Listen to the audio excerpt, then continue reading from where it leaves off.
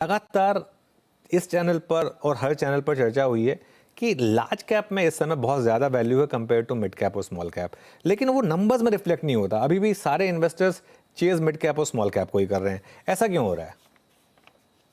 अनुज जी, थोड़ा-सा मैं इस पे फ़ोकस करना चाहूँगा कि लार्ज कैप जब हम देखते हैं तो हमें लार्ज कैप कैटेगरी के अलावा लार्ज एंड मिड और फ्लेक्सी कैप कैटेगरी भी देखने चाहिए। क्योंकि वहाँ पे भी जो एक एक प्रेडोमिनेंट इन्वेस्टमेंट होता है, वो लार्ज कैप में ही जाता है। राइट? तो इसीलिए टोटल जो लार्ज कैप में जो निवेश हो रहा है, वो लार्ज कैप कैटेगरी से ज़्यादा निवेश हो रहा है, वो पहली बात। ज़रूर लार्ज एंड मिड में थोड़ा बहुत तो मिड कैप में भी निवेश होता है, तो मिड कैप का नंबर्स भी थोड़े बढ़ेंगे। लेकिन ओवरऑल जितना कम आप देख रहे हैं लार्ज कैप कैटेगरी में, वो एक्चुअल नंबर्स नहीं है। लार्ज कैप में जो निवेश हो रहा है, उससे ज़्यादा निवेश हो रहा है। ये पॉइंट मुझे बताना था।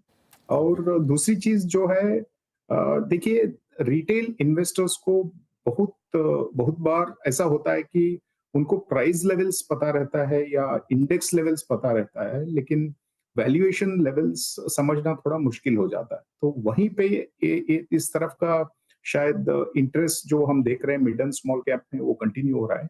एक तो पहली बात है कि अगर आप कोई निवेश किए हैं पोस्ट कोविड, तो हो सकता है कि आपके मिड कैप और small cap funds large cap या लार्ज कैप डोमिनेटेड फंड से ज्यादा रिटर्न्स दिए। तो आपको लगता है कि जो पिछले 3 या 4 साल में जो चला है, उसी हिसाब से आगे भी फ्यूचर भी प्ले आउट होगा। इसलिए शायद आप अभी भी उसी फंड्स में या उसी कैटेगरी पे आप बेट करते जा रहे हैं, जो ठीक नहीं है। आपको हर बार वैल्यूएशन देख के आगे बढ़ना चाहिए। लेकिन हो सकता है कि कुछ रिटेल इन्वेस्टर्स अभी भी उस हिसाब से पास्ट परफॉर्मेंस को देख के चल रहे हैं।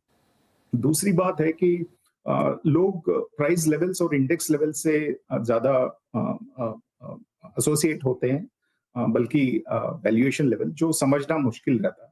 तो इसीलिए भी कभी-कभी ये होता है कि अगर आप देखते हैं निफ्टी एक एक पर्टिकुलर लेवल पे चल रहा है या मार्केट के कुछ कोई स्टॉक एक पर्टिकुलर लेवल पे चल रहा है, तो लोगों को लगता है कि पिछले साल भी यही लेवल पे था, इस साल भी यही लेवल पे है, तो ठीक-ठाक ही है। लेकिन हो सकता है कि बीच में अर्निंग्स का ऊपर या नीचे हो गया है, तो उस हिसाब से वैल्यूएशंस भी चेंज होते हैं। वो समझना ज़रूरी है। तो इसीलिए हमें लगता है कि हो सकता है थोड़ा बहुत आज के दिन में भी मिड कैप और स्मॉल कैप में ज़्यादातर निवेश हो रहा है। लेकिन अगर आप वैल्यूएशन को मान के चलते हैं और हायर वैल्यूएशन लेवल को आप रिस्की समझते हैं, तो ज़रूर एक टिल्ट लार्ज कैप की ओर लाना ज़रूरी है।